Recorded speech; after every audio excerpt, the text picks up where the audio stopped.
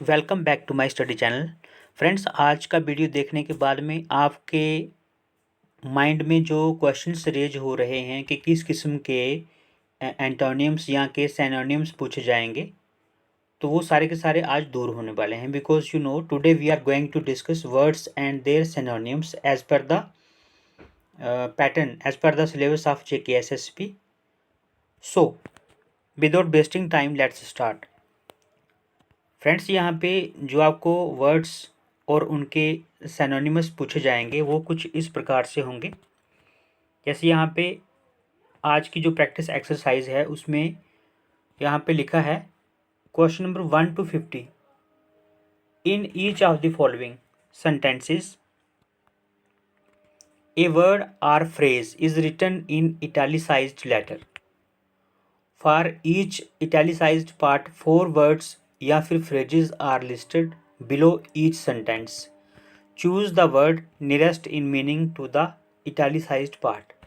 तो कहने का मीनिंग ये है कि भाई यहाँ पे एक वर्ड जो है, यहाँ नीचे जो दिए गए हैं क्वेश्चंस, उसमें एक वर्ड जो है या फिर फ्रेज जो है वो क्या है, इटैलिसाइज्ड की गई है, यानी कि वो इटैलिक्स में लिखी गई है। तो उसमें क्या है, आपने क्या करना है कि उसके साथ मैच होने वाला, यानी कि सिमिलर मीनिंग जो है, जो नियर अबाउट जो है सेम सेम हो मीनिंग, उस मीनिंग के ऊपर आपने क्या करना है, टिक मारना है। ये जो 4 ऑप्शंस इसके नीचे लिखे गए हैं ABCD, इसमें से एक ऐसा है जो इटैलिसाइज्ड जो वर्ड लिखा गया है उसके सेम सेम, मतलब अगर करीब करीब बात की जाए तो सेम मीनिंग का होगा, तो उसमें हमने जो है क्या करना है, गोला मारना है। आपने जो है OMR शीट के ऊपर गोला मारना है उस ऑप्शन के ऊपर, और अगर हम यहाँ बात करें तो हमने टिक मारनी है उसके ऊपर। We have to choose that option. बस इतना सा काम करना है आपने। सो देखते हैं फर्स्ट में क्या लिखा है। A million cinemas a year bring the same stale. उसके बाद में है बाल्डर डैश। तो यहाँ पे अगर हम बात करें कौन सा इसके साथ जो है मैच करता है, देखो ऐसा है, वर्ड जो है इजी भी होंगे और इजी टू मॉडरेट भी मिलेंगे आपको। सारे के सारे डिफ़िकल्ट भी नहीं होंगे और सारे के सारे इजी भी नहीं होंगे। सो अगर हम बात करें जो बाल्डर डैश का मीनिंग, तो वो क्या होता है, वो होता है बकवास। ठीक है, तो यहाँ पे क्या लिखा है कि a million cinemas a year bring the same tale balderdash. तो इसके साथ जो मैच होने वाला वर्ड है, अभी देखो यहाँ पे नीचे लिखे गए हैं, एडवेंचर है, नॉनसेंस है, थ्रिलर है और उसके बाद में रोमांस है। तो फ्रेंड्स क्लियर है आपको, अगर हिंदी में मीनिंग पता चल गया है बकवास, तो यहाँ पे you know nonsense is the right option. बस इतनी सी बात है। बट फर्स्टली आपको इन जो भी हमने यहाँ पे वर्ड्स दिए हैं उसको रिवाइज करना पड़ेगा, because you know without revision it is not so easy. So अगर आप रिवाइज कर लेंगे तो I think there is nothing difficult for you, but revise करना पड़ेगा friends.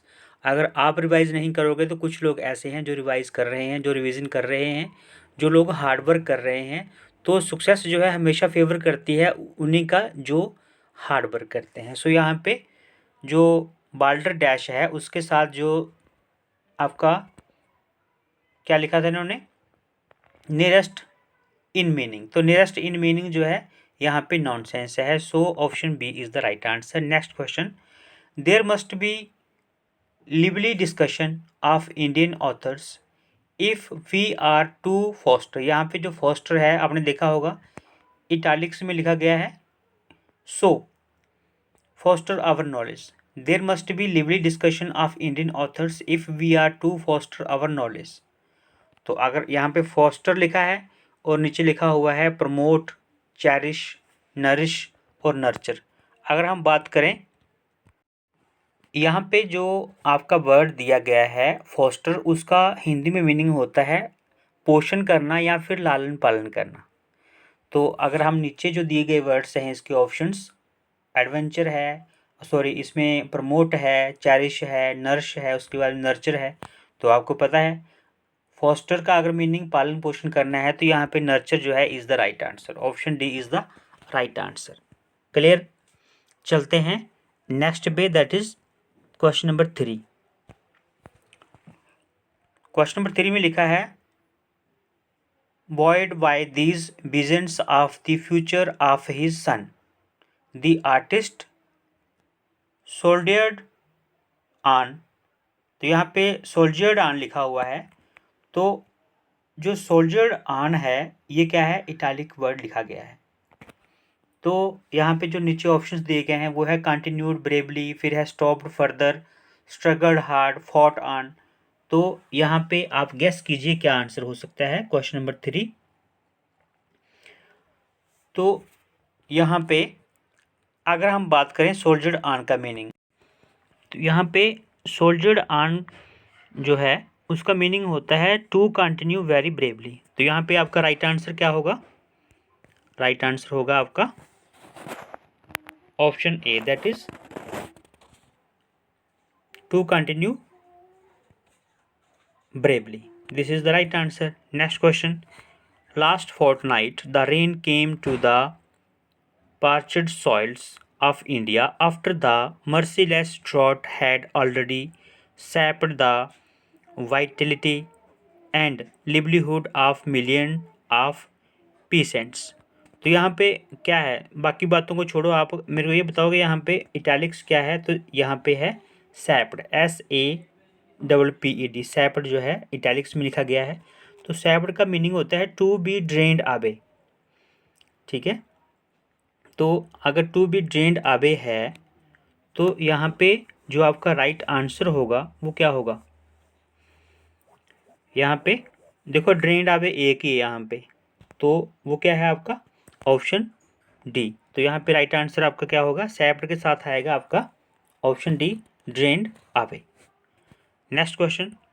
The boy gave a vivid description of all that happened. यहाँ पे विविध क्या होता है, अगर हम बात करें विविध का मीनिंग का, तो यहाँ पे अगर हम बात करते हैं जो विविध मीनिंग होता है वो होता है पिक्चर्स एग्जाम्पल वेरी लिवली, ठीक है, पिक्चर्स या फिर वेरी लिवली। तो यहाँ पे अगर हम बात करें ऑप्शंस में, तो यहाँ पे पिक्चर्स की यहाँ पे लिखा हुआ है, तो यहाँ पे राइट आंसर है आपका ऑप्शन डी।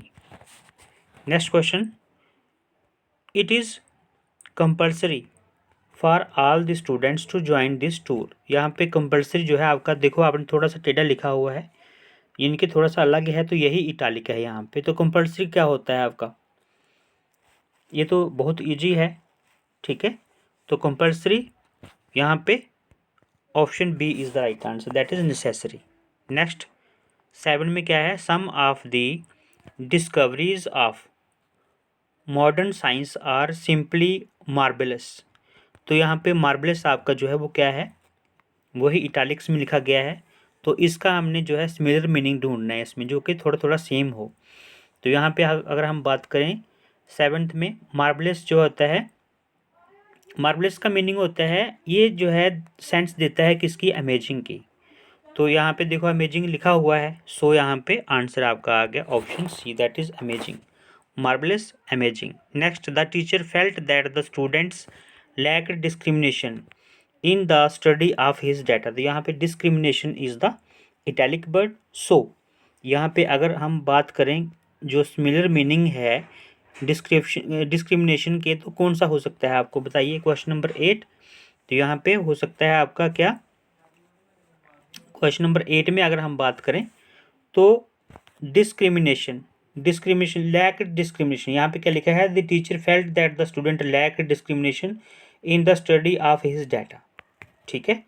तो यहाँ पे इसका मीनिंग हो जाएगा गुड जजमेंट, ठीक है। अगर उसमें क्या नहीं है, अगर टीचर ने फेल्ट किया है the student lack discrimination in the study of his data, तो इट मीन्स गुड जजमेंट है उसका, ठीक है। तो यहाँ पे discrimination, lack discrimination means good judgment, ठीक है जी। Next, we don't know how we are to recompense you for the trouble you have taken.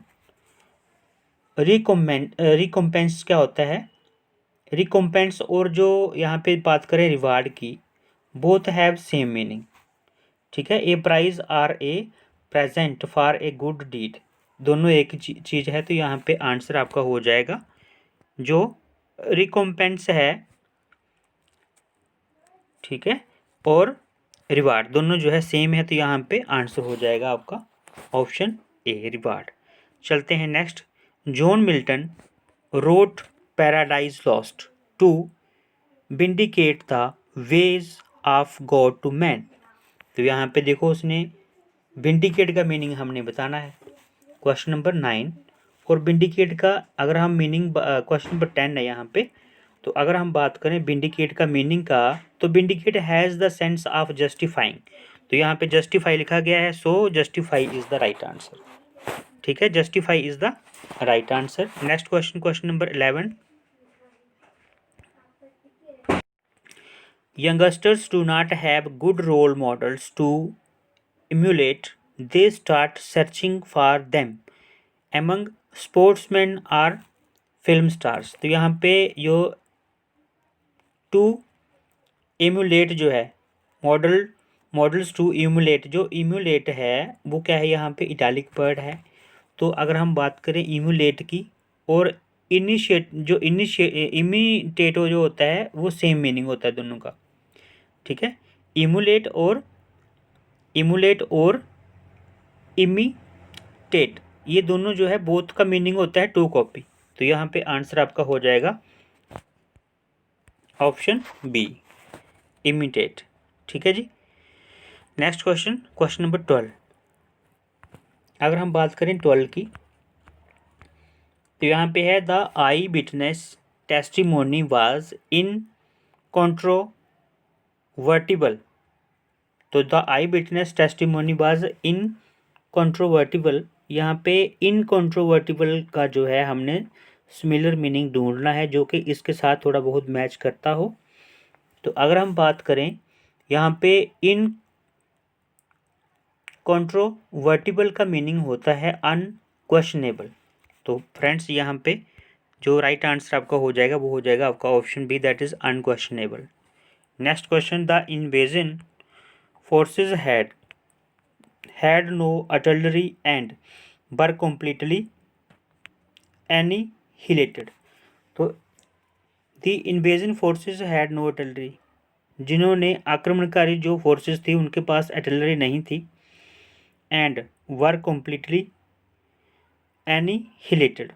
तो अगर annihilated की बात हम करें यहाँ पे, तो annihilate मीनिंग होता है टू डिस्ट्रॉय, तो यहाँ पे क्या हो जाएगा आपका आंसर हो जाएगा आपका option B destroyed, option B है यहाँ पे, ठीक है, डिस्ट्रॉयड, डी नहीं है फ्रेंड्स, बी ऑप्शन है यहाँ पे, एनिहिलेटेड, यहाँ पे destroyed. Next question, the novel was so interesting that I was oblivious of my surroundings.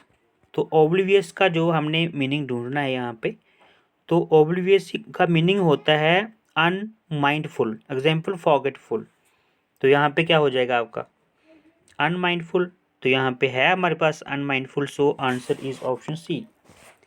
Next question, question number 15।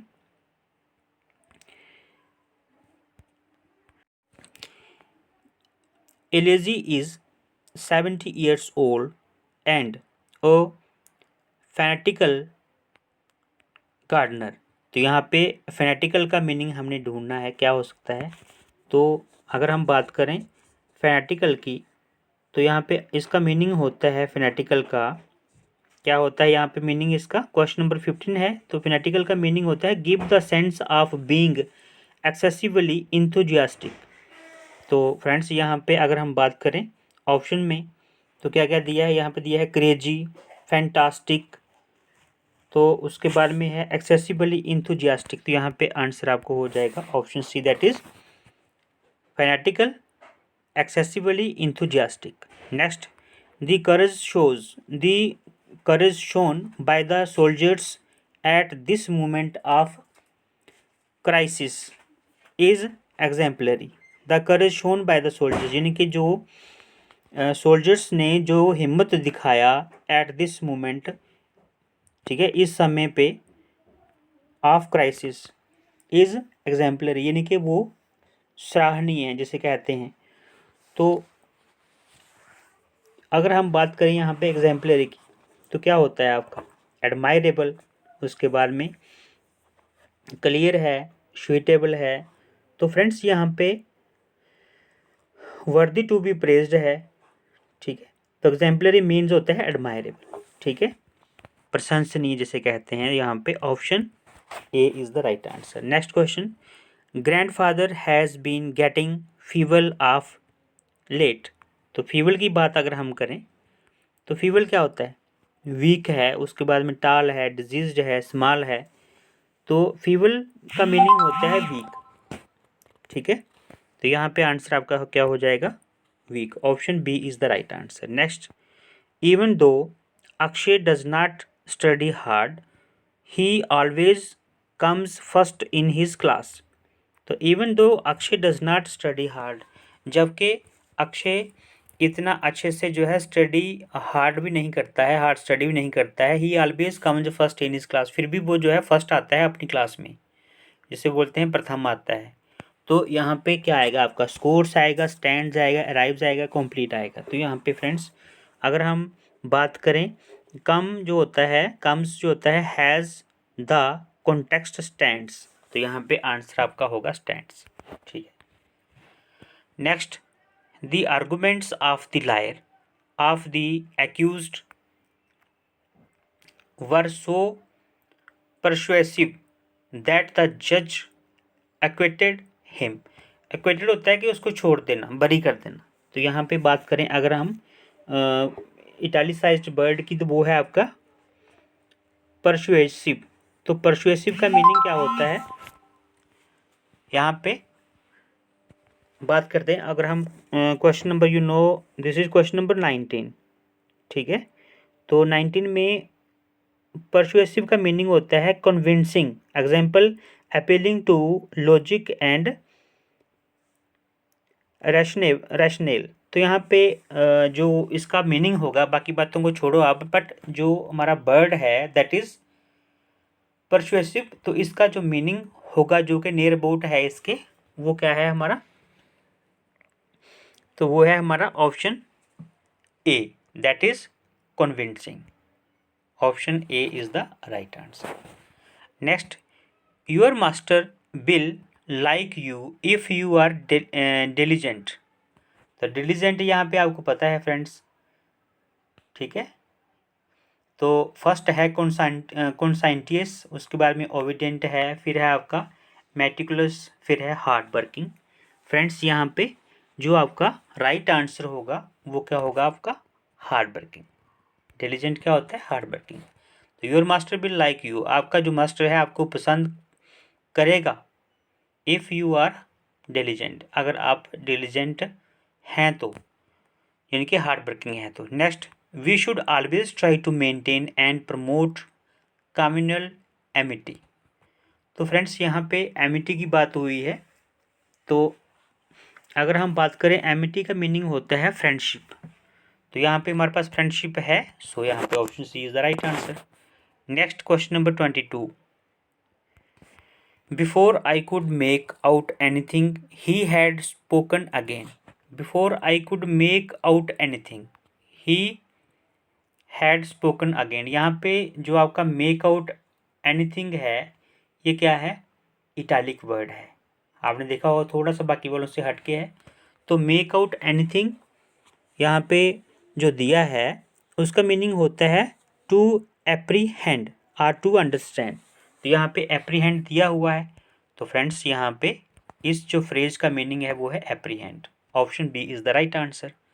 Next, it is amazing how such a motley group could get along so well. तो यहाँ पे अगर बात करें हम, पहला लिखा है हिट्रोजिनस, फिर लिखा है एजोर्टर लिखा है, उसके बाद में प्रोमिस्कस लिखा है और कंफ्यूज लिखा है। तो यहाँ पे मोल्टी और जो एजोर्टेड है both have the meaning divergent.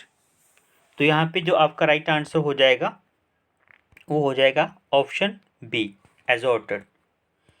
Next, his speech was nothing but a string of platitudes. तो यहाँ पे प्लेटिट्यूड का मीनिंग पूछा गया है। His speech was nothing but a string of platitudes. यहाँ पे प्लेटिट्यूड्स का मीनिंग पूछा गया है। सो इसका मीनिंग होता है स्टीरियोटाइप्ड स्टेटमेंट्स। तो यहाँ पे स्टीरियोटाइप्ड स्टेटमेंट्स लिखा हुआ है। Option B is the right answer. Next question number 25 की अगर हम बात करें, he wrote a scathing review of the prize winning novel. तो क्या लिखा है? He wrote a scathing review. तो स्कैथिंग रिव्यू का यहाँ पे मीनिंग हमने बताना है। तो अगर स्कैथिंग रिव्यू की हम बात करें तो इसमें स्कैथिंग का मीनिंग, स्कैथिंग और जो स्कॉर्नफुल है बोथ हैव अ मीनिंग, दोनों का एक ही मीनिंग होता है, फिल्ड विद एंगर। ठीक है, तो यहाँ पे क्या हो जाएगा? यहाँ पे जो आपका राइट आंसर हो जाएगा वो क्या हो जाएगा? वो हो जाएगा option B, that is scornful. ठीक है जी, चलते हैं नेक्स्ट पे।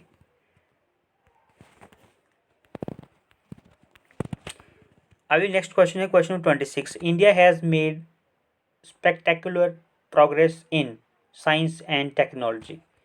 तो यहाँ पे फ्रेंड्स अगर बात करें, फॉर्मिडेबल तो हो ही नहीं सकता, रिमार्केबल है, ग्रेट है, सुपर है।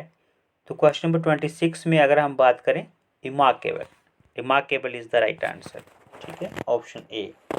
Next, the opposition criticise the ruling party for the deteriorating law and order situation in the state. तो यहाँ पे क्रिटिसाइज्ड का मीनिंग आपको पता है फ्रेंड्स क्या होता है? अगर हम बात करें क्रिटिसाइज्ड के मीनिंग की, तो इसका मीनिंग होता है यहाँ पे, जो क्रिटिसाइज्ड का मीनिंग नहीं, यहाँ पे अगर हम बात करें द ओपोजिशन पार्टी, डिटेरियोरेटिंग का मीनिंग हमने बताना है। ठीक है,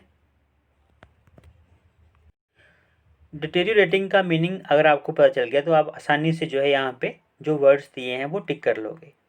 तो यहाँ पे जो आपका वॉर्सनिंग है इज द राइट आंसर। ठीक है, किस चीज़ को खराब करना, बर्बाद करना।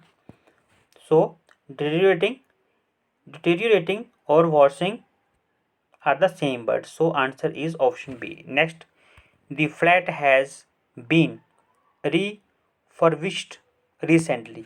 तो रीफर्बिश्ड का यहाँ पे पूछना है कि वाइट वॉश्ड है, रेनोवेटेड है, रिपेयर्ड है या फिर पेंटेड है। ठीक है, तो यहाँ पे जो आपका राइट आंसर होगा वो होगा ऑप्शन सी, रेनोवेटेड। रीफर्बिश्ड का मीनिंग होता है renovated. Next, even the most careful researcher can not predict the possible future ramifications of his findings. Even the most careful researchers cannot predict the possible future ramifications of his findings. तो यहाँ पे हमने बताना है ramifications क्या होती है। तो यहाँ पे अगर हम बात करें ऑप्शंस की, ऑप्शन सी consequences, जैसे बोलते हैं कि परिणाम। ठीक है फ्रेंड्स, आज हम कर रहे हैं सिमिलर मीनिंग, यानी कि कहने का जो words and their similar meaning, जो उनके थोड़े बहुत जो है एक जैसे मीनिंग रखते हो। तो यहाँ पे जो चार ऑप्शंस दिए हैं उसमें से एक वर्ड ऐसा है जो कि ऊपर दिए गए वर्ड या फिर फ्रेज के सेम मीनिंग रखता है, तो वही हमने टिक करना है। बस ये आज जो काम हम कर रहे हैं। सो यहाँ पे even the most careful researchers can not predict the possible future ramifications of his findings. तो ramification means consequences. Next, he ended his speech on a supercilious note, which was quite unexpected of a person of balanced and stable treatment. यहाँ पे अगर हम बात करें सुपरसिलियस क्या होता है, तो उसका मीनिंग जो है हमने यहाँ पे देखना है, दैट इज ऑप्शन बी। ठीक है, contemptuous, option B is the right answer. Next, graduation day is a momentous day for most students. Graduation day is momentous क्या होता है फिर? यहाँ पे मेमोरेबल आएगा आपका, उसके बाद इम्पॉर्टेंट आएगा, हेक्टिक आएगा, या फिर मेलनचोली आएगा। तो यहाँ पे जो राइट आंसर है आपका दैट इज मोमेंटस। क्या होगा? मोमेंटस का मीनिंग क्या होगा? मोमेंटस का होगा आपका इम्पॉर्टेंट। क्वेश्चन नंबर 31 का important, momentous, important. Next, the two opposing parties have reached a stalemate. तो stalemate का क्या होता है? यहाँ पे अगर हम बात करें 32 की, तो stalemate and deadlock जो है इनका मीनिंग एक ही होता है, a condition where no final decision is made. तो यहाँ पे आपका जो राइट आंसर हो जाएगा वो होगा option B, deadlock. Next word है हमारे पास, the prime minister delivered an impromptu speech to the students. Impromptu का मीनिंग जो है क्या होता है? तो ये होता है ऑफ हैंड, बोथ हैव, यानी कि विदाउट प्लान और प्रिपरेशन। कोई चीज़ जो है अगर आप विदाउट प्लान या फिर विदाउट प्रिपरेशन जो है किसी को बता देते हो, कोई कुछ भी कार्रवाई कर देते हो, तो दैट इज प्रॉम्प्टू। तो यहाँ पे लिखा है the prime minister delivered an impromptu speech to the students means offhand. Option D is the right answer, without any preparation. Next, this is a lucrative business. तो फ्रेंड्स यहाँ पे lucrative क्या होता है? प्रॉफिटेबल होता है, डेंजरस होता है, या फिर lucrative आपने देखा होगा, ये तो बहुत ईजी वर्ड है, that is profitable. Option A is the right answer. बहुत ही इंपॉर्टेंट भी है, प्लस यहाँ पे इसका जो मीनिंग होगा that is profitable. Option A is the right answer, profitable, ये वाला। नेक्स्ट यहाँ पे है forthrightness is, forthrightness is in speech may not always be a desirable quality। तो forthrightness जो लिखा है इसका मीनिंग क्या है? आउटस्पोकनेस है, आउटस्पोकननेस है, या फिर ओब्लिकनेस है, ठीक है। उसके बाद में है मेंडेसिटी है, या फिर इक्विवोकेशन है। यहाँ पे जो राइट आंसर बनता है आपका वो क्या होगा? आपका 35 का, दैट इज ऑप्शन ए। क्या होता है? ओ आउटस्पोकनेस, ठीक है, outspokenness. Forthrightness means outspokenness. Next, such conduct deserves reprimand. तो रेप्रीमांड का यहाँ पे क्या पूछा है? पनिशमेंट होती है, प्रेज होती है, रिब्यूक होती है, या रिवार्ड होता है? 36 का है, यहाँ पे राइट आंसर बनता है आपका punishment. Punishment is the right answer, that is punishment, option B, reprimand punishment. Next है यहाँ पे, on public occasion she was very punctilious about forms and manners. तो यहाँ पे जो पंचुअस का मीनिंग पूछा गया है यहाँ पे, तो क्या होता है आपका? फर्स्ट लिखा है सीरियस, केयरफुल, आर्टिफिशियल, कैजुअल। तो पंचुअस का मीनिंग यहाँ पे है, वो है friends option B, that is careful. यहाँ पे पंचुअल जैसे हम बोलते हैं, तो यहाँ पे क्या आ जाएगा आपका? Careful, that is option B. बात करें क्वेश्चन नंबर 38 के, शी इज़ वेरी डिस्क्रीट। तो डिस्क्रीट यहाँ पे लिखा है मैनर्ड, मिल्ड, प्राउड, प्रूडेंट। तो this is question number 38 and the right answer is option D, that is prudent, discreet, prudent. Next word है, after he came back from his evening walk he felt famished. तो friends यहाँ पे exhausted है, hungry है, पेविश है, उसके बाद में लैक्स है। तो क्या हो सकता है यहाँ पे? अगर हम बात करें क्वेश्चन नंबर 39 की, तो आंसर यहाँ पे बनता है आपका हंग्री, ठीक है जी। फैमिश्ड मीन्स हंग्री। नेक्स्ट है, she purchased gym crack ornament, ornaments from the market. She purchased gym crack ornaments from the market. तो यहाँ पे गिम क्रैक का मीनिंग जो है आपको पता होना चाहिए। This is question number 40 and the right answer is worthless. Option B क्या है हमारे पास, वर्थलेस। Gimcrack worthless. चलते हैं नेक्स्ट पे। ओनली 10 जो है हम करेंगे। और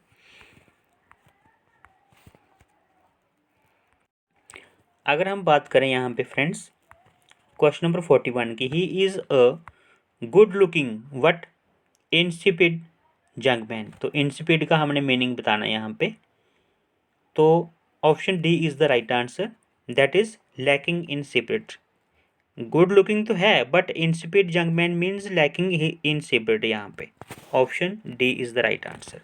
नेक्स्ट है, he has insidiously warmed his way into her affections। ठीक है, तो ये देखो यहाँ पे जो है इंसीडियसली हो गया, ऊपर इंसिपिड था, यहाँ पे insidiously. Warmed his way into her affections, तो यहाँ पे जो 42 है इसका मीनिंग होता है इन अ सीक्रेट मैनर। ठीक है, तो हमारे पास क्या है यहाँ पे सीक्रेट मैनर लिखा है, तो option B is the right answer.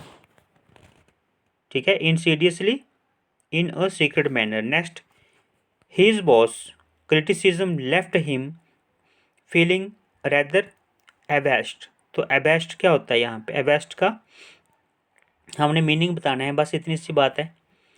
तो दिस इज 43rd। तो आंसर यहाँ पे होगा embarrassed. Embarrassed is the right answer. Option C, abased embarrassed. Next, the inexorable demands of the workers brought the company to the closure। तो friends यहाँ पे आप देख लो, इनएक्सोरेबल तो यहाँ पे क्या होगा, अनरीजनेबल होगी, मोनेटरी होगी, वायलेंट होगा, या फिर रेलेंटलेस होगा। तो यहाँ पे जो राइट आंसर होगा आपका वो क्या होगा, option B, that is relentless. ठीक है जी, inexorable, relentless, this is the right answer. Next है यहाँ पे, the acerbic remarks of the manager were unwarranted. तो यहाँ पे हमने जो एसर्बिक है इसका मीनिंग बताना है खाली। ठीक है, तो इसका मीनिंग होता है बिटर। एसर्बिक का मीनिंग होता है bitter. Option A is the right answer. Next word है, it was an astute move to sell the property at that stage. तो एस्ट्यूट का मीनिंग हमने बताना है। एस्ट्यूट का मीनिंग होता है shrewd. Option A is the right answer, SHREWD। तो यहाँ पे अगर हम बात करें एस्ट्यूट की, it was an astute move means चतुर, जिसे बोलते हैं कि ये चतुराई थी। To sell the property at that stage, तो आंसर यहाँ पे श्योर का क्या होता है, चतुर होता है इसका। ठीक है जी, तो option A is the right answer. Next word है, the 5 experiments gave disparate results. Disparate का मीनिंग यहाँ पे हमने बताना है। तो this is question number 47। Disparate का होता है डिफरेंट, मीनिंग क्या होता है इसका, डिफरेंट। तो यहाँ पे the 5 experiments gave different results, disparate means different. Option D is the right answer. यहाँ पे है आपका डिस्पैरेट, डिफरेंट सॉरी, यहाँ पे जो है डिस्पैरेट ऊपर दिया है और नीचे है different, so option D is the right answer. Next word है, the young girl appeared self possessed in front of TV cameras. तो यहाँ पे सेल्फ पोजेस्ड का मीनिंग हमने बताना है।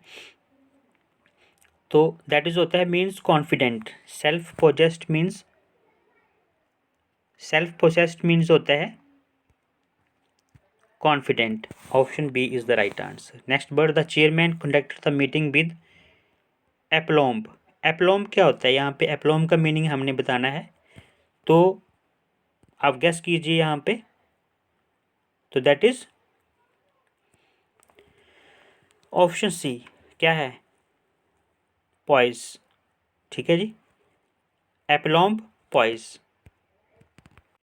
सो यहाँ पे जो आपका एप्लॉम्ब है उसका मीनिंग होता है पॉइज। नेक्स्ट वर्ड हमारे पास है the officer gave a lucid explanation of the companies course of action.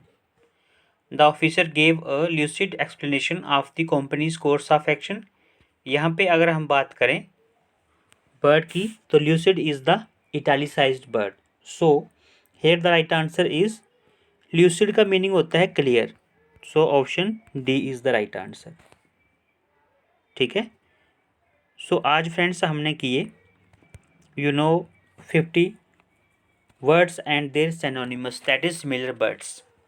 So I hope आपको ये वीडियो जो है अच्छा लगा होगा फ्रेंड्स। इसके जो नेक्स्ट वीडियो में हम करेंगे वर्ड्स एंड देयर एंटोनियम्स। ठीक है, वो भी हम करेंगे 51 से लेके 100 तक। सो आई होप आपको ये वीडियो अच्छा लगा होगा friends. If you are new on my channel please subscribe this channel and press the bell icon to get our latest videos. Bell icon प्रेस करने से ये होगा और सब्सक्राइब करने से आपके पास जो भी मैं नई वीडियो बनाऊंगा तो आपके पास तुरंत पहुंच जाएगी, उसकी नोटिफिकेशन आपके पास आ जाएगी। आपको वीडियो अच्छा लगा तो लाइक कीजिए।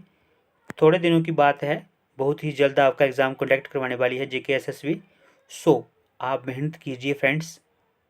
सो मिलते हैं नेक्स्ट वीडियो में, तब तक के लिए बाय बाय, टेक केयर।